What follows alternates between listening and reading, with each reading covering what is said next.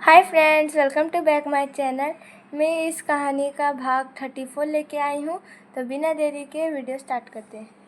Cookie अपने आँखों के किनारे साफ करते हुए दौड़ते हुए वहाँ चली जाती है। अहान इस वक्त कुछ इस कदर कमज़ोर हो चुका था, वो बिल्कुल बिखरा हुआ सा कुकी को जाते हुए देख रहा था। डर रहा हॉल में थी तो लेकिन उसकी नज़रें टकटकी लगाकर सीढ़ियों की तरफ देख रही थी। उसने जानबूझकर कुकी को आहान के कमरे में भेजा था ताकि वो दोनों आपस में बात करके दोनों के बीच की जो गलतफहमी है उसे दूर कर सके। लेकिन उसे मासूम को कहाँ पता था कि कुछ रिश्ते इस तरह से उलझ जाते हैं कि उनका सुलझना नामुमकिन है। हर रिश्ते के धागे की तरह होते हैं, बेहद नाजुक। एक बार टूट जाए तो दोबारा जोड़ पाना नामुमकिन है। बस नतीजा वक्त के हाथों से तय होता है। इधर कुकी जब आहान के कमरे से निकलती है तो वो जोर से जाकर आदि से टकरा जाती है। कुकी गिरती उससे पहले ही आदि उसे अपनी बाहों में थाम लेता है। Cookie, oh thank you sir. Cookie ने एक गहरी सांस लेते हुए बोली, संभाल के असिस्टेंट साहिबा, हर दफ़ा हम नहीं होंगे आपको संभालने के लिए।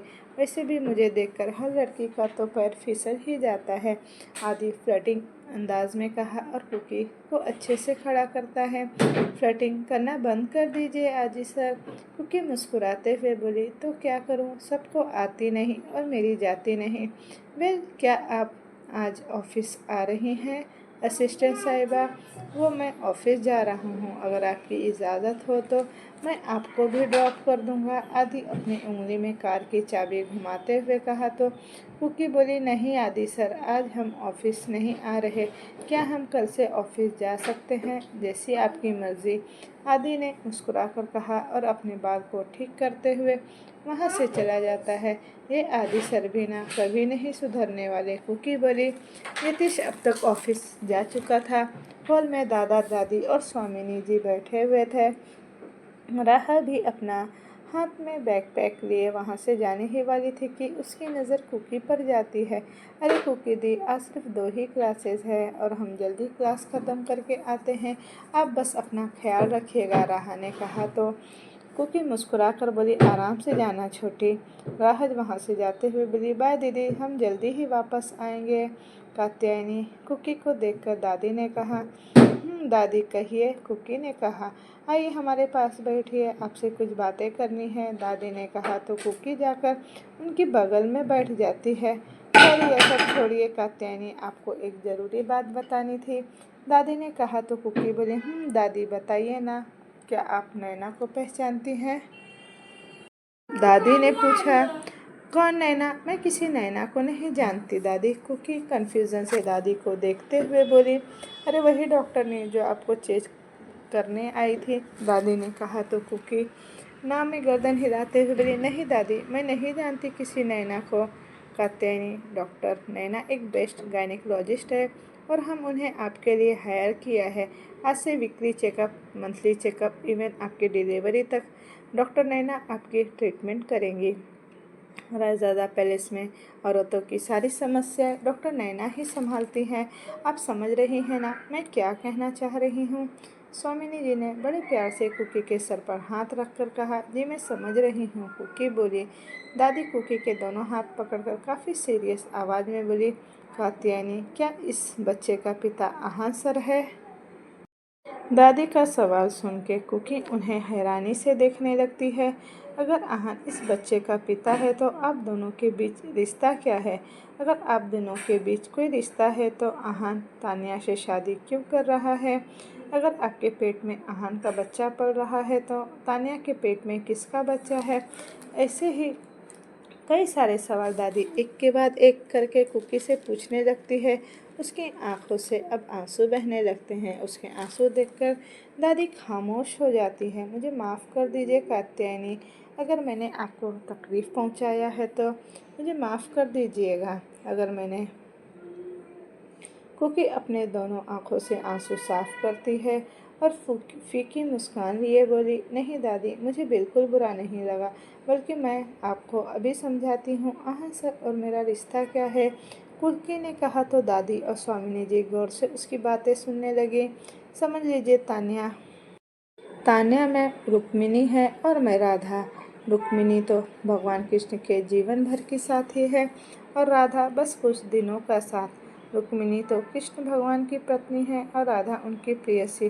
फर्क बस उतना है कि उस युग में राधा का होना पूज्य था और इस युग में राधा होना एक कलंक है।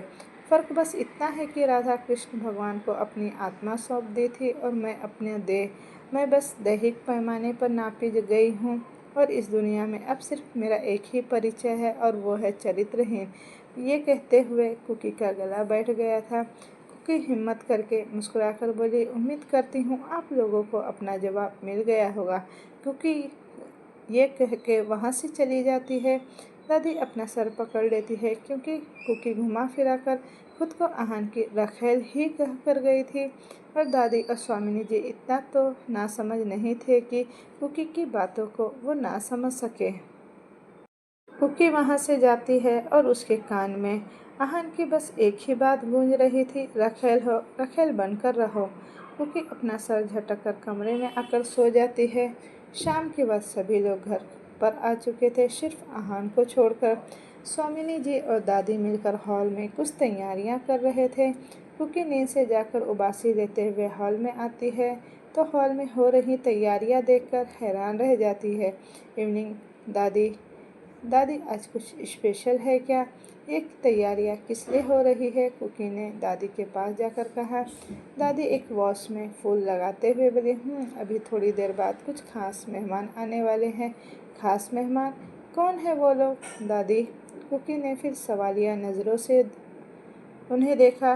दादी एक नज़र कुकी के बेचैन चेहरे को देखती है। आपको लड़के वाले देखने आ रहे हैं कात्यायनी? दादी ने कहा तो कुकी हैरान ही रह जाती है। यतीश सर कहाँ है? कुकी के मुंह से बस इतना ही निकला। अपने कमरे में होंगे, दादी ने कहा। उन्हें इन सब बारे में पता है? कुकी ने पूछा। यतीश ने ही तो ऑर्डर दिया है ये सब तैयारियां करने के लिए, दादी ने कहा। तो कुकी बिना कुछ कहे दौड़ते हुए सीढ़ी पर चढ़कर ऊपर की ओर जाती है और यतीश के कमरे के सामने आकर झट से दरवाज़ा खोलकर दनदनाते हुए अंदर घुस जाती है। कुकी देखती है कि रूम में कोई नहीं है। वो बालकनी में चेक करती है तो बालकनी में पड़े काउच पर यतीश एक पैर के ऊपर दूसरा पैर रखकर कोई फाइल पढ़ रहा था और उस पर सिग्नेचर कर रहा था। उसके भाव इस वक्त बिल्कुल सख्त थे। ये सब क्या है यतीश सर? कुकी यतीश के सामने जाकर लगभग चिल्लाते हुए बोली। यतीश अपना ध्यान फाइल से हटाकर एक नज़र कुकी को देखता है तो कुकी थोड़ा असहज हो जाती है। यतीश को जवाब ना देते हुए देखकर कुकी फिर से चिल्लाकर बोली, आप खुद को समझते क्या है यतीश सर?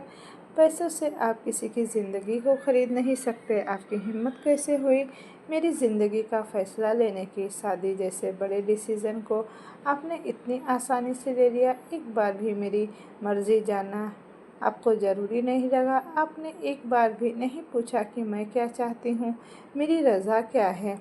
आपने मेरे बच्चे को प्रोटेक्ट करना चाहा, इसीलिए मैं यहाँ आई, वरना मैं यहाँ बिल्कुल नहीं आती। आपको तो सब कुछ पता है ना मेरे और आहान सर के रिलेशनशिप के बारे में।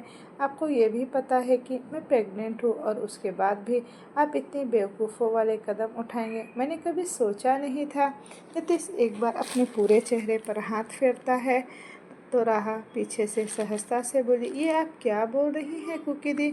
यतीश का कोई गलत इरादा नहीं है। वो तो राहा ने इतना ही कहा था कि कुकी उसे बीच में रोक कर गुस्से से बोली, तू तो चुप ही रह छोटी, तेरी उम्र इतनी नहीं है कि तू इतनी समझदारी वाली बातें कर सके। वैसे भी यतीश सर तो तेरे पति है ना, तो तू तो उनकी ही साइड लेगी और मैं तो तेरी कोई नहीं रखती और ना ही तेरी मैं सगी बड़ी बहन हूँ।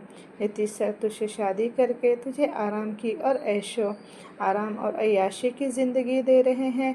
बिजनेसमैन की बीवी है तू, तो जुबान तो तेरी चलेगी ना। कुकी के इतने कड़वी बातें सुनकर राहा की तो आंखें भर आती है। यतीश अपने हाथ में पकड़े फाइल को सामने टेबल पर फेंक देता है और कुकी की तरफ देखकर कहा, चुपचाप बैठो। यतीश ने सर्द आवाज़ में कहा तो कुकी जाकर उसके सामने सोफे पर बैठ जाती है। यतीश ने कहा, लुक, तुम क्यों शादी नहीं करना चाहती? इसके पीछे की वजह तो मैं नहीं जानता, लेकिन इतना जानता हूँ कि तुम एक बेवकूफ़ लड़की हो। मैं तो तुम्हें समझदार समझता था, but you prove me wrong. And by the way, तुम मासूम तो बिल्कुल नहीं हो, और ना ही मुझे किसी भी एंगल से तुम मासूम लगती हो। और यतीश सिंह रायजादा इंसानों को परखने में कोई गलती नहीं करता। तुम्हारी मजबूरी थी, इसीलिए तुम ये सब कर रही थी। अगर अहान अपनी ज़िंदगी में आगे बढ़ रहा है तो तुम्हारी सुई क्यों एक ही जगह पर अटकी हुई है? मूव ऑन करो ना। देखो, इंडिपेंडेंट होना, स्मार्ट होना अच्छी बात है, लेकिन ओवर स्मार्ट होना हद से ज़्यादा गलत है, क्योंकि आगे चलकर तुम्हारे बच्चे को बाप का नाम तो चाहिए ना, उसे सुकून से रहने के लिए बाप का सरनेम चाहिए, वरना ये दुनिया उसके ऊपर नाजायज़ का टैग चिपका देगी। और मैं नहीं चाहता कि रायज़ादा के खून को कोई गाली दे। अगर मैं बच्चे को लेना चाहूँ तो तुम उसे देने वाली नहीं हो, और मैं भी तुम्हारे बच्चे को तुमसे दूर करना नहीं चाहता। एंड एट लास्ट, ज़िंदगी सबको दूसरा मौका नहीं देती कुकी, और ना ही वक्त किसी और को दूसरा मौका देती है। तुम्हें दूसरा मौका मिल रहा है तो आगे बढ़ने के लिए, एक खुशहाल ज़िंदगी शुरू करने के लिए। मैं तो बस तुम्हारे और तुम्हारे बच्चे के करियर सिक्योर करना चाहता हूँ, उनकी फ्यूचर ब्राइट देखना चाहता हूँ, जो तुम अकेले नहीं कर पाओगी। खुशियाँ तुम्हारी ज़िंदगी में दस्तक दे रही हैं, क्योंकि उससे पहले खुशियाँ आने की हर दरवाज़ा तुम बंद मत करो। तुम्हें दूसरा मौका मिल रहा है, उसका फ़ायदा उठा। तुम्हारी एक बेवकूफ़ी तुम्हें और तुम्हारे बच्चे दोनों की ज़िंदगी को तहस नहस कर देगी।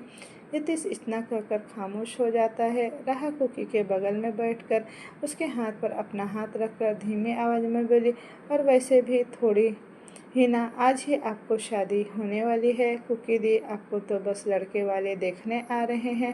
अगर लड़का पसंद न आए तो मुँह पे ही मना कर देना दी, हम आप पर कोई ज़बरदस्ती नहीं कर रहे।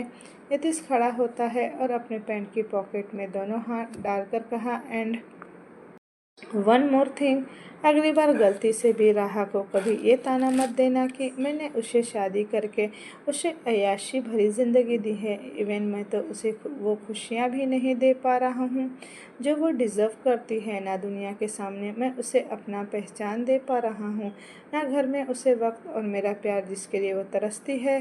क्योंकि अपना सर झुकाती है और यतीश वहाँ से चला जाता है। यतीश के जाने के बाद कुकी झट से राहा के गले लग जाती है और सुबकते हुए बोली, आई एम सॉरी छोटी, आई एम रियली सॉरी, मुझे तुझे ये सब नहीं कहना चाहिए था। राहा बोली, कोई बात नहीं कुकी दी, हमें आपसे किसी बात का बुरा नहीं लगा, और वैसे भी हम यतीश के साथ अय्याशी भरी ज़िंदगी जीने के लिए नहीं, और ना ही उनकी दौलत पर हमारी कोई दिलचस्पी है। हमें तो बस ज़िंदगी के हर मोड़ पर उनका साथ चाहिए। यतीश की बस एक ही बुरी आदत है, और वो है हर सही चीज़ को गलत तरीके से करना, और वो कुछ अच्छा करे भी तो उसे जताते नहीं, और इसी वजह से वो सबकी नज़रों में बुरा बन जाते हैं। वो हमेशा कहते हैं कि वो हमें वो खुशियाँ नहीं दे पा रहे हैं जिसे हम डिज़र्व करते हैं, लेकिन उन्हें नहीं पता उनकी मौजूदगी का एहसास ही काफ़ी है हमें खुश करने के लिए। राहा ने कहा तो कुकी के चेहरे पर एक मुस्कुराहट खिल जाती है। कितना समझते हो ना तुम दोनों एक दूसरे को। दुआ करूँगी कि तुम दोनों कभी एक दूसरे से अलग ना हो, कुकी ने कहा तो राहा धीमी आवाज़ में बोली, उनसे अलग होकर तो हम भी जी नहीं पाएंगे। खैर ये सब छोड़िए, चलिए हम आपको तैयार कर देते हैं। कुकी हाँ में गर्दन हिला देती है। हॉल में इस वक्त सभी मौजूद थे। तभी पैलेस का डोरबेल बजता है। राहा जाकर पैलेस का मेन डोर ओपन करती है तो देखती है कि सामने एक औरत और एक बूढ़ी औरत, एक लड़का, उसके बगल में एक लड़की खड़ी थी। हे राहा, कैसी हो? उस लड़के ने मुस्कुराकर पूछा तो इस पर राहा ने जवाब दिया, हम ठीक है आशिक भाई, आप कैसे हैं? अंदर आइए ना। राहा ने कहा तो सब हॉल में आ जाते हैं। अश्विक उस औरत की तरफ इशारा करके कहा, राहा इनसे मिलो, ये है मेरी मॉम मिसेस इशिता जैन। राहा उनके पैर छूती है तो इशिता मुस्कुराकर उनके सर पर हाथ रखती है। आश्विक उस बूढ़ी औरत की तरफ उंगली पॉइंट करके कहा, और ये है मेरी दादी माँ। राहा उनके भी पैर छूती है। आश्विक उस लड़की की तरफ उंगली पॉइंट करके कहा, और यह है मेरी छोटी बहन नैना, तुम तो इससे पहले मिल ही चुकी हो। ये आपकी बहन है। राहा हैरानी से रहा तो सब हंस देते हैं और नैना मुंह बना देती है। हमारा मतलब हमें पता नहीं था ना, इसीलिए। तभी दादी राहा से बोली, अरे वाह इशिका बहू, आपने तो मेरे पोते के लिए खरा सोना चुन कर लाई हो। मुझे बिल्कुल इतनी ही प्यारी लड़की चाहिए थी मेरे पोते के लिए। इशिका ने अपने सर पर हाथ मारकर कहा, अम्मा, ये राहा है, आपके घर के होने वाली बहू नहीं। ये क्या बोल रही हो आप? इशिका बहू मेरे पोते से शादी करेगी तो हमारे घर की ही तो बहू बनेगी ना, दादी ने कहा। तभी आदि आकर दादी के पैर छूकर कहा, अरे मेरी हॉट दादी, ये आपके घर की बहू बनने वाली है और न ही वो आशिक भाई से शादी करने वाली है, क्योंकि ये हमारे घर की बहू है। राहा मुस्कुरा कर बोली, हम पहले से शादीशुदा हैं। दादी, आपके पोते जिस लड़की से शादी करना चाहते हैं ना, वो हमारी कात्यायनी दी है। कौन है वो सुअर, उल्लू का पट्टा, निकम्मा, घर का भेदी कौवा जिससे आपकी शादी हुई है? तलाक दे दो उस कबूतर को और मेरे पोते से शादी कर लो। आपको मेरे पोते से अच्छा लड़का इस दुनिया में कोई नहीं मिलेगा। दादी ने गुस्से से कहा तो यतीश, जो काउच पर बैठकर कॉफ़ी की चुस्की ले रहा था, सारा कॉफ़ी उसके मुंह से बाहर आ जाता है और वो ज़ोर ज़ोर से खांसने लगता है। ये यतीश को अचानक से क्या हुआ? दादी ने कहा तो आदि बोला, यही है वो सुअर, उल्लू का पट्टा, निकम्मा, घर का बेदी जिसकी शादी इस लड़की से हुई है। राहा, तुम दादी की बातों का बुरा मत मानना। दादी को लगता है कि मैं ही सिर्फ हूँ इस दुनिया का सबसे बेस्ट पोता। आश्विक ने कहा तो सब हंस पड़ते हैं। स्वामिनी जी मिशिका जी के गले मिलकर बोली, welcome Mrs Jain. Mister Jain नहीं आए, वो कुछ काम से सिलसिले में आउट ऑफ इंडिया गए हैं, इशिका ने कहा। स्वामिनी जी कुछ सर्वेंट के साथ मिलकर सबको कॉफ़ी सर्व करती है। वेल मिसेस रायजादा, आपके बिजनेस कैसे चल रहे हैं? सुना है जब से यतीश ने बिजनेस वर्ल्ड में कदम रखा है, अंशल अंपायर कंपनी आसमान ही छूते जा रही है। इशिका जी ने कॉफ़ी के सिप लेते हुए कहा तो स्वामिनी जी मुस्कुरा देती है, तो मेरा पोता थोड़ी ना किसी से कम है। इस उम्र में 5 business tycoon of the year का अवार्ड हासिल कर चुका है, हर किसी के बस की बात नहीं, दादी ने कहा तो आश्विक ने दादी मुंह बना लेती है। सब आपस में बात कर ही रहे थे कि आश्विक यतीश के बगल में जाकर बैठ जाता है और धीमी आवाज़ में कहा, यतीश। यतीश अपने मोबाइल पर जो कुछ कर रहा था वो बिना आश्विक की तरफ देखकर जवाब दिया, क्या कुकी इस शादी के लिए मान गई? आश्विक नज़रें चुराकर कहा, क्या मतलब? यतीश अपनी नज़र मोबाइल पर जमाए कहा, मेरा मतलब कुकी इतनी आसानी से कैसे मान गई? तूने उसके साथ कोई जोर ज़बरदस्ती तो नहीं किया? आश्विक सीरियस टोन में कहा। यतीश ने कहा, इसकी कोई ज़रूरत नहीं पड़ी, मैंने बस उसे प्रॉफिट और लॉस समझाया, समझदार है, मान गई। इधर नैना कब से यतीश को चोर नज़रों से देख रही थी, जिसे नोटिस करके तीहू राहा के कान में धीमी आवाज़ में बोली, भाभी।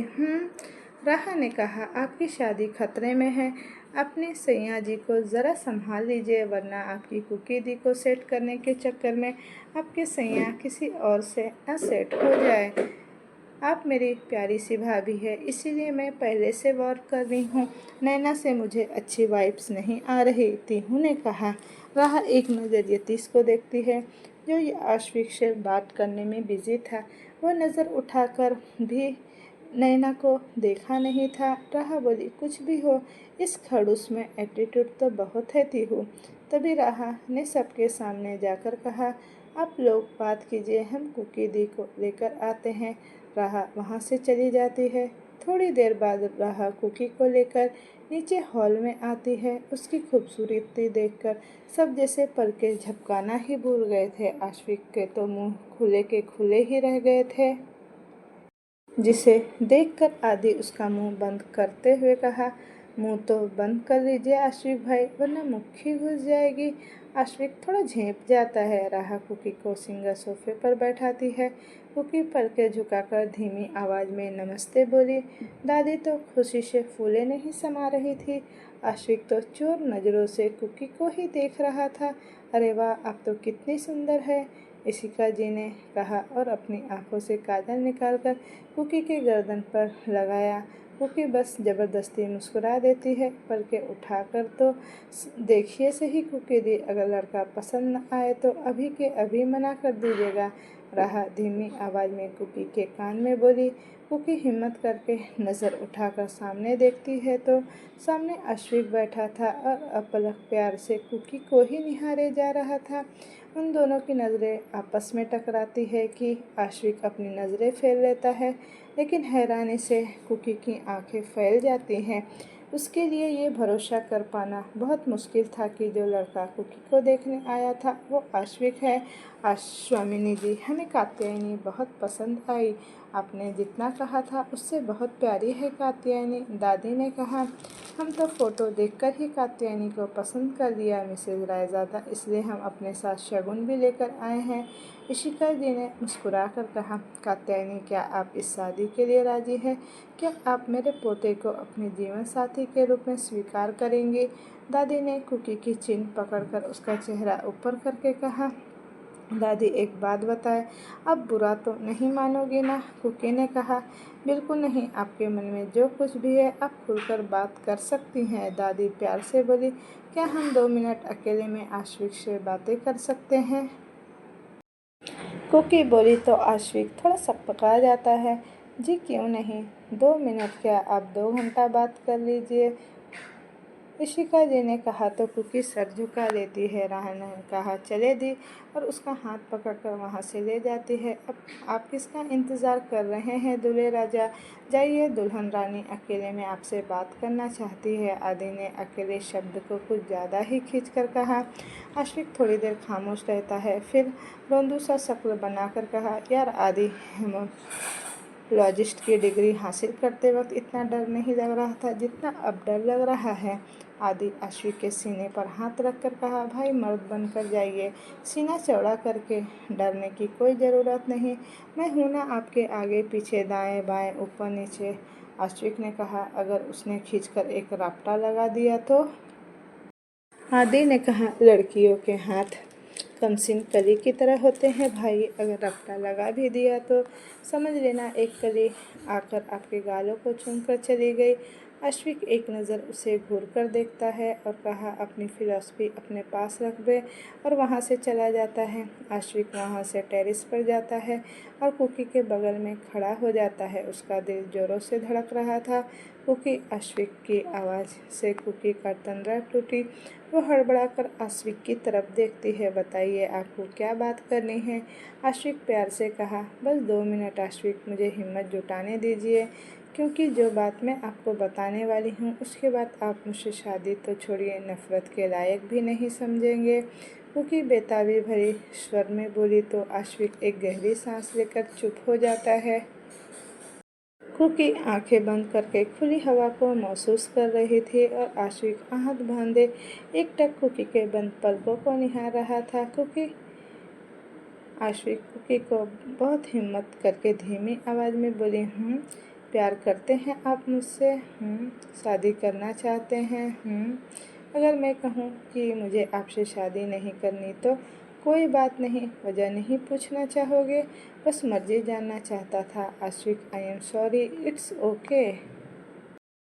आश्विक ने कहा, यहाँ आने से पहले मैं आपके हर सवाल का जवाब ढूंढ कर आया था, लेकिन जवाब वहाँ होते हैं जहाँ सवाल उठते हैं। आपने कोई दिक्कत बताए बगैर ही मुँह पे मना कर दिया तो मैं किस सवाल का जवाब दूँ? कुकी की आंखें अब छलक आती है। आश्विक हिचकिचाते हुए कुकी के चेहरे को अपने दोनों हाथों में थाम कर कहा, मत रोइए कुकी, मैं आपके ऊपर कोई जोर ज़बरदस्ती नहीं कर रहा, मैं आपके लायक नहीं हूँ। आश्विक, कुकी फफक कर कहा तो आश्विक मुस्कुरा देता है। जानती हूँ अब मुझसे शादी नहीं करना चाहते, लेकिन क्योंकि इतना कहकर चुप हो जाती है। लेकिन आश्विक ने कहा। कुकी बोली, अगर मैं ये कहूँ कि मेरे अस्मा पर दाग है तो? अगर मैं ये कहूँगी कि मैं किसी के रात के हमसफ़र हूँ तो? अगर मैं ये कहूँगी कि मैं किसी के साथ एक बार नहीं 1000 बार हम बिस्तर हो चुकी हूँ तो? अगर मैं ये कहूँगी हर रात मैं किसी मर्द की बाहों में उसके बिस्तर पर उसके नीचे सोती थी। तो अगर मैं कहूँगी किसी और का बच्चा मेरे पेट में पल रहा है तो क्या आप मुझे अपनाएंगे? अश्विक कुकी की आंखों में देखकर कहा। अगर मैं कहूँगा वो इंसान अहान है तो, अगर मैं कहूँगा आपके बच्चे का बाप अहान है तो, अगर मैं कहूँगा मैं आपको हर तरह से अपनाना चाहता हूँ तो, अगर मैं कहूँगा आप मुझे हर हालात में कबूल है तो क्या आप मुझसे शादी करेगी? कुकी हैरानी से अश्विक को देखती है। मुझे सब कुछ पता है कुकी अहान और आपके बारे में। मैं सब कुछ जानता हूँ और यतीश ने मुझे पहले ही सब कुछ बता दिया है। अश्विक ने कहा तो कुकी दंग रह जाती है। पहली नज़र में मैं आपको चाहने लगा था जब आप मेरे गर्दन पर चाकू रखकर अपने भाई का इलाज करने के लिए मुझे धमकाया था। अश्विक कुकी के पीछे खड़ा हो जाता है और उसका हाथ पकड़कर आसमान पर चमक रहा चांद की तरफ पॉइंट करके कहा, आप आज आपको चांद बुलाने का मन कर रहा है। पता है क्यों? क्योंकि मैं आपको आपके दाग समेत अपनाना चाहता हूँ। आप में और उस चांद में कोई फ़र्क नहीं है। नूर भी उतना, गुरूर भी उतना और मुझसे दूर भी उतना।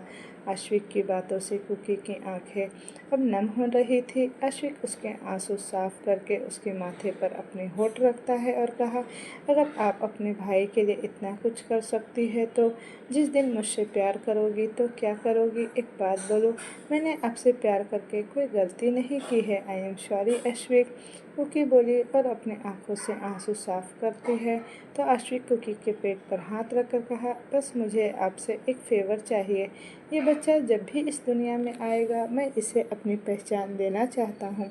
उसका नाम पर मेरा नाम जोड़ना चाहता है।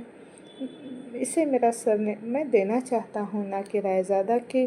क्या आपको मंजूर है? क्योंकि अश्विक के शर्ट को मुट्ठी में भरकर बोली, मेरे लिए इतना डेडिकेशन मत दीजिए अश्विक। आश्विक ने कहा, एंड वन मोर थिंग, अगर आपको लगता है कि शादी के बाद मैं आपसे ज़बरदस्ती आपके करीब आऊँगा तो ऐसी कोई बात नहीं। सिर्फ अहान ने आपको छुआ है ना, मैं आपको छूकर आपको गंदा नहीं करूँगा, कभी आपके करीब आने की कोशिश नहीं करूँगा। ये बच्चा इस दुनिया में आने के बाद हम दोनों मिलकर इसे माँ बाप का प्यार देंगे। इस बार कुकी झट से अश्विक के गले लग जाती है। इस वक्त उसे कोई हिचकिचाहट नहीं हो रही थी अश्विक से गले मिलने में, क्योंकि वो जानती थी कि अश्विक का इरादा बिल्कुल पाक है। अश्विक ने कहा, इससे ज़्यादा मैं अपने प्यार के लिए डेडिकेशन नहीं दे सकता क्योंकि ज़िंदगी के हर मोड़ पर मैं बस आपका साथ चाहता हूँ। क्या आप मुझे अपनाएंगे? क्योंकि अश्विक के गर्दन पर हाथ लपेट कर काँपते हुए 2 बार हाँ हिलाती है। मुस्कुराइए, अश्विक ने कहा। व्हाट? कुकी ने कहा। इस बार कुकी के होठों पर मुस्कुराहट आ जाती है। हाय, मुस्कुराते हुए आप कितनी प्यारी लगती हैं। आपको तो फ्लर्ट करना भी नहीं आता। अश्विक, सीधा साधा बंदा हूँ कुकी, मुझे ये सब नहीं आता। नीचे चले, अब सब हमारा इंतज़ार कर रहे होंगे, कुकी ने कहा। तो अश्विक हाँ में सर हिलाता है। कुकी वहाँ से आगे जाती है और पीछे मुड़कर देखती है तो वह हैरान रह जाती है क्योंकि अश्विक अपने दोनों हाथ ऊपर करके डांस कर रहा था। I can't control my excitement, Ashvik ने कहा। तो कुकी मुस्कुरा उठती है और बोली, इट्स ओके अश्विक, अब चले। इधर आदि, तीहू और राहा कब से दीवार के पीछे छुपकर उन दोनों की बातें सुन रहे थे। आदि के चेहरे पर स्माइल थी लेकिन तीहू का चेहरा उतर चुका था। ये आशिक भाई कितने अच्छे हैं ना, आदि ने चहक कर कहा। तो तीहू मुँह लटका कर बोली, बुरे तो अहान भाई भी नहीं है।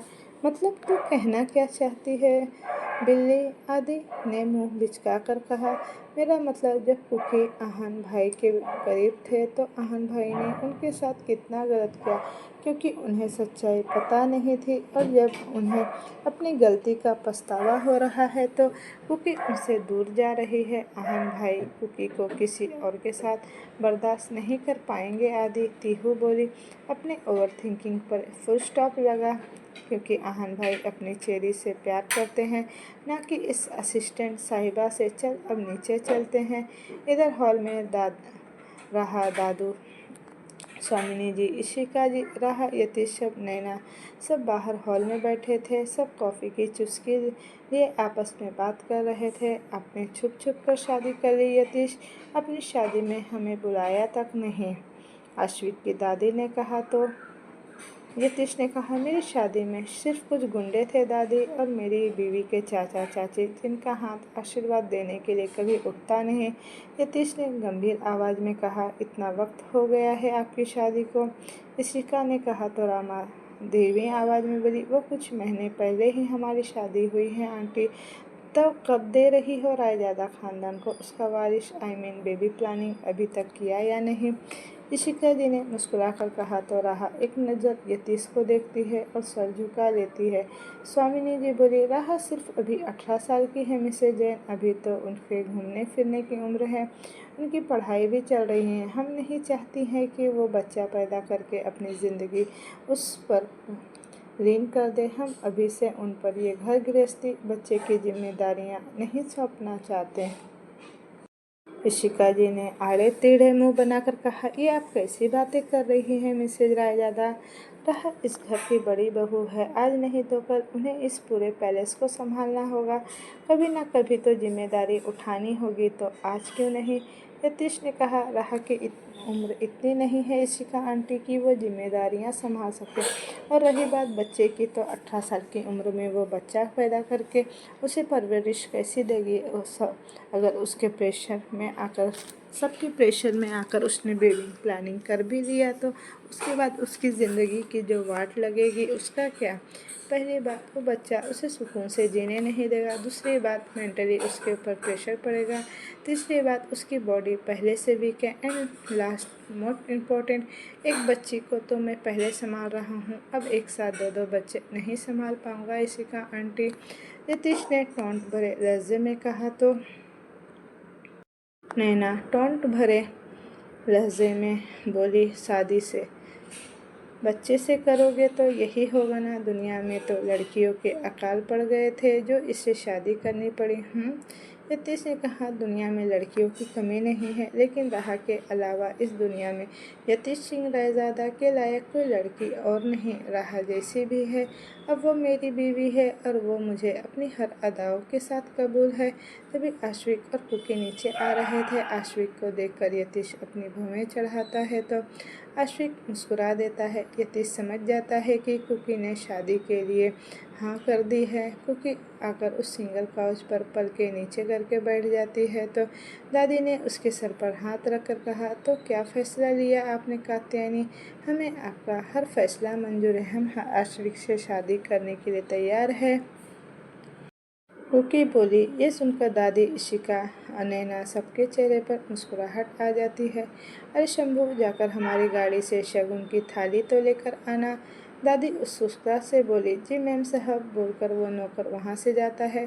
थोड़ी देर बाद शंभू इशिका के कार से शगुन थाल लेकर आता है। इशिका जी अपने हाथ में थाल लिए बोली, आपकी मम्मी पापा कोई है?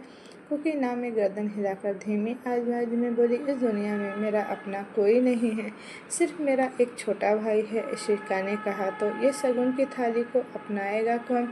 ये कोई पूछने की बात है मिस्टर जैन? ऑफकोर्स शगुन की थाल तो मैं ही अपनाऊंगी, स्वामिनी जी ने कहा तो कुकी भरी आंखों से उन्हें देखने लगती है। स्वामिनी जी और इशिका अपने सर पर पल्लू रख के मुस्कुराते हुए एक दूसरे से शगुन के आदान प्रदान करती हैं और एक दूसरे को मुबारकबाद देती हैं। ये सारी रस्म होने के बाद इशिका जी कुकी से गले मिलकर बोली, कॉन्ग्रेचुलेशन डियर, आज से आप हमारे घर की रौनक हुई। कुकी बस मुस्कुरा देती है। इशिका ने दादी दादू सबके सामने हाथ जोड़कर कहा, अब हमें इजाज़त दीजिए, अब हम चलते हैं। पंडित जी को बुलाकर सगाई के लिए एक अच्छा सा मुहूर्त निकलवा लेंगे। आश्विक कुकी के कान में धीमी आवाज़ में कहा, जल्दी आइए ना हमारे घर पर, आपको छोड़कर जाने का मन नहीं कर रहा। कुकी हैरानी से आश्विक को देखती है तो वो मुस्कुराकर कहा, मिसेस कात्यायनी, आश्विक जैन। तभी पैलेस का मेन दरवाज़ा खुलता है और आहान अपने गोद में तनिष्क को लिए बाहर से अंदर आता है। आहान और तनिष्क हंसते हुए एक दूसरे से बात कर रहे थे। तनिष्क के हाथ में एक बलून बंच, 2 बटन कैंडी और 2 आइसक्रीम थी, जिसमें से वो एक आइसक्रीम तनिष्क के मुंह में रखी हुई थी। आहान हॉल में आकर तनिष्क को अपने गोद से नीचे उतारता है तो तनिष्क चहक कर कहा, थैंक यू आहान सर। आहान मुस्कुराता है और जैसे ही उसकी नज़र सामने के नज़ारे पे जाती है, पल भर में उसकी मुस्कुराहट गायब हो जाती है। कुकू को देखकर शगुन की थाल, आश्विक और उसके परिवार को देखकर आहान को समझ में देर नहीं लगी थी कि आखिर यहाँ हो क्या रहा है। पल भर में उसकी आंखें लाल हो जाती है, गुस्से से हथेलियों की मुट्ठियाँ भीग जाती है और माथे की नसें उभर कर बाहर आने लगती है, जिसे देखकर कुकी सहम जाती है और डर से आश्विक के हाथ को कसकर पकड़ लेती है। वहाँ पर सभी खड़े एक दूसरे का मुंह ताकने लगते हैं। कोई कुछ समझ पाता उससे पहले आहान एक जोरदार लात सामने रखे टेबल पर मारता है, जिससे शगुन की थाल दूर जाकर गिरता है और शीशे की टेबल हजारों टुकड़ों में बढ़ जाता है। आहान अपनी गन निकालता है और सामने लगे टीवी पर धड़ाधड़ गोली चलाने लगता है।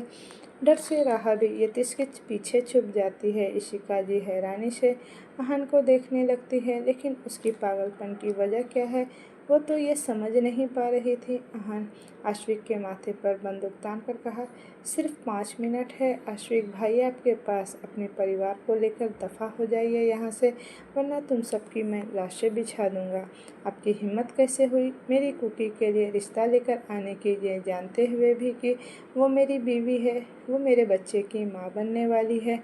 इस बार आश्विक का माथा सनक गया था। वो गुस्से से एक पंच आहान के मुंह पर जड़ते हुए कहा, मेरे सब्र का इम्तहान मत ले आहान, आखिर तू किसे डरा रहा है ये बंदूक दिखाकर?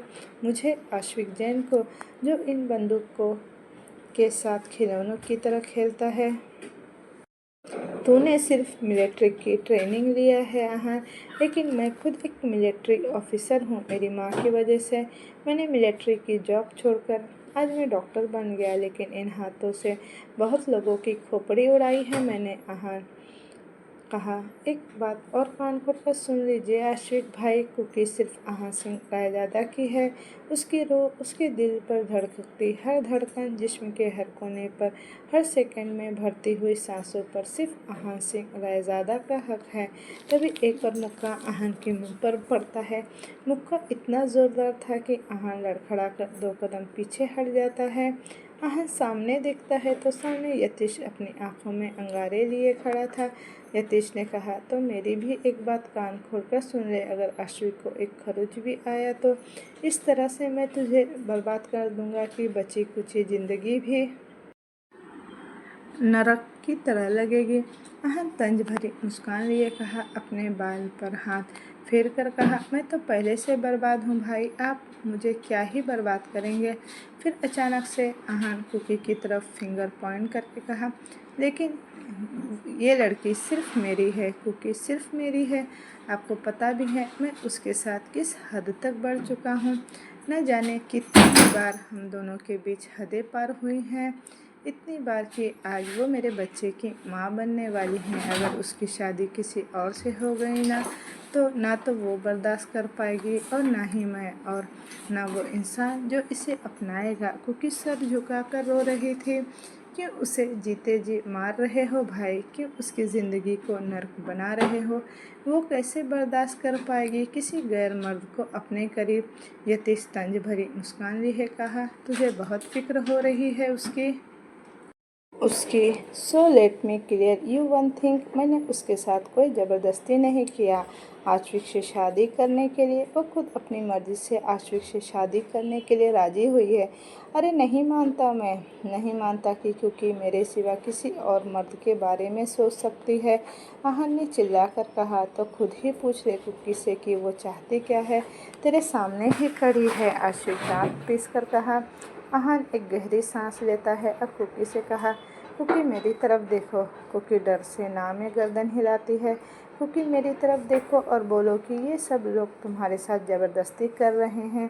कुकी तुम अपनी मर्ज़ी से शादी नहीं कर रही हो, मुझे पता है, तुम सिर्फ मुझे चाहती हो। कुकी एक बार बोल दो कि तुम ये शादी अपनी मर्ज़ी से नहीं कर रही हो। Please Cookie, look at me only once, Aahan ने कहा और कुकी के माथे पर अपने माथे जोड़कर खड़ा हो जाता है।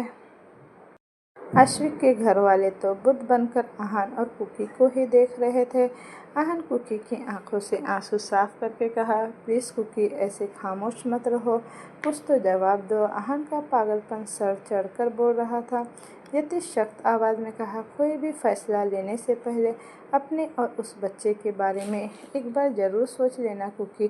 तुम्हारा एक फैसले पर ही तुम्हारे बच्चे का फ्यूचर डिपेंड करता है।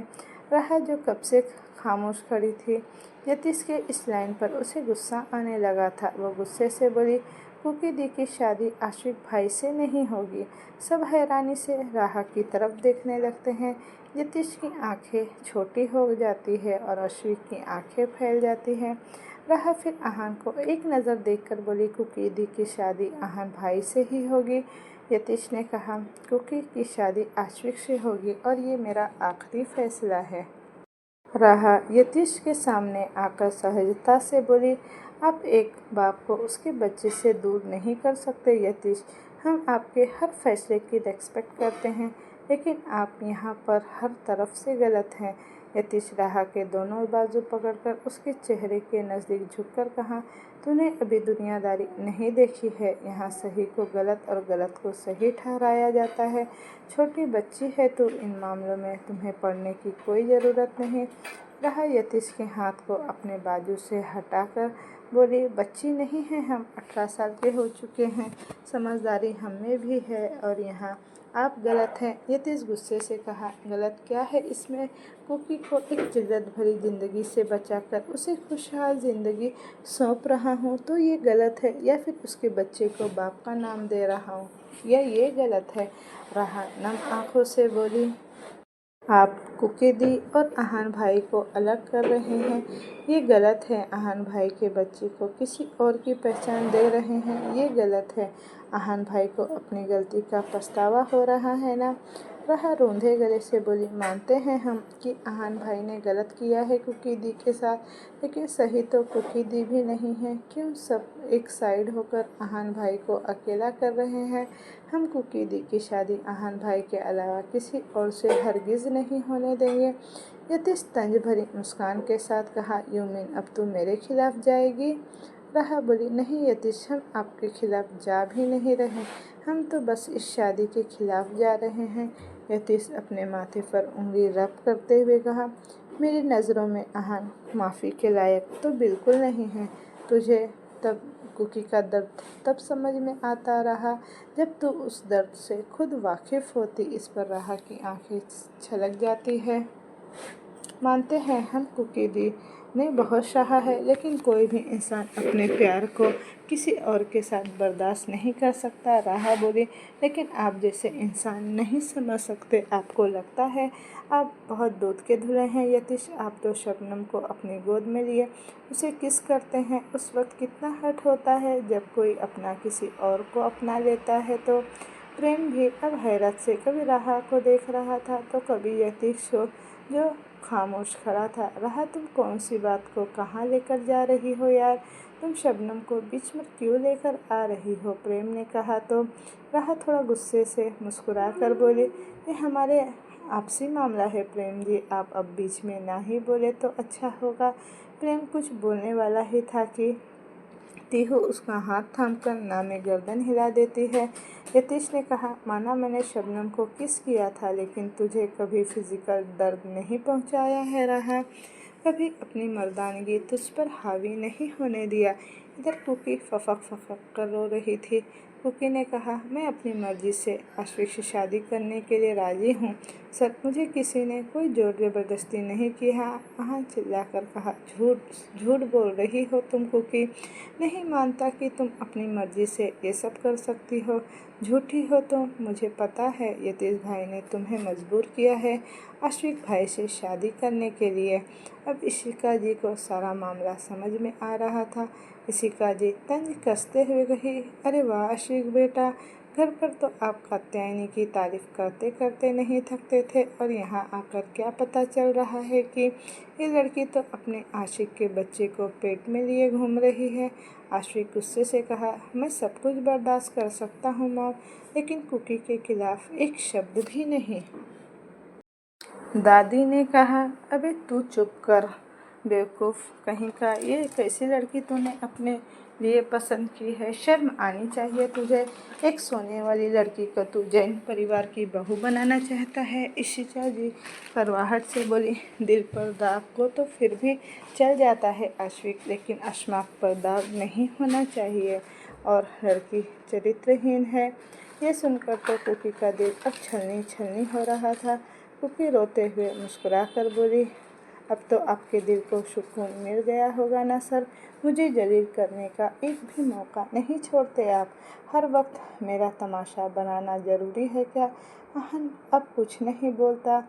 आहन यतीश के सामने आकर गुस्से से अपने बाल नोचते हुए कहा, मुझे आज बहुत प्राउड फील हो रहा है भाई कि आप मेरे भाई हैं। आई हेट यू भाई, आई रियली हेट यू। जैसे आप मुझे और कुकी को अलग करने की कोशिश कर रहे हैं। आई विश कि भाभी आपसे हमेशा के लिए दूर हो जाए, तब आपको पता चलेगा कि किसी से बिछड़ने का दर्द क्या होता है। आई विश कि आप कभी भाभी के साथ सुकून से ना रह पाए। ये कहकर आहन पैर पटक कर वहाँ से चला जाता है। इधर इशिका जी कुछ बोलने वाली ही थी कि आहन उन पर बरसते हुए कहा, आप दोनों से तो मैं घर पर चलकर बातें करता हूँ, चलिए। आश्विक, इशिका जी और दादी सब वहाँ से चली जाती है। आदि और तीहू को तो कुछ बोलने का हक ही नहीं था इसमें, इसीलिए वो दोनों भी चले जाते हैं। प्रेम एक गहरी सांस लेकर यतीश के कंधे पर हाथ रखता है और उसे साइड हक करके वहाँ से चला जाता है। दादू यतीश के कंधे थपथपाते हुए बोले, सब कुछ ठीक हो जाएगा, आइयो। दादू दादी के साथ चले जाते हैं। स्वामिनी जी रोते हुए कुछ बोलने ही वाली थी कि यतीश बिना किसी भाव के कहा, आप जाकर आराम कीजिए मॉम। अब बस नैना और यतीश वहाँ थे। नैना नमी सी आवाज़ में बोली, मैंने तो पहले ही कहा था मिस्टर रायजादा कि राह आपको डिज़र्व नहीं कहती। आई विश कि वो आपको और ज़्यादा हर्ट ना करे। ये बोलकर नैना भी वहाँ से चली जाती है। यतीश बस पत्थर की तरह खामोश खड़ा था। उसके जाने के बाद यतीश धम्म से वहीं सोफे पर गिर पड़ता है और सोचने लगा कि उससे गलती कहाँ हुई। रात के वक्त हॉल में यतीश काउच पर बैठकर अपना सर हेडरेस्ट पर टिकाए पलकें मूंदे बस सोया हुआ था।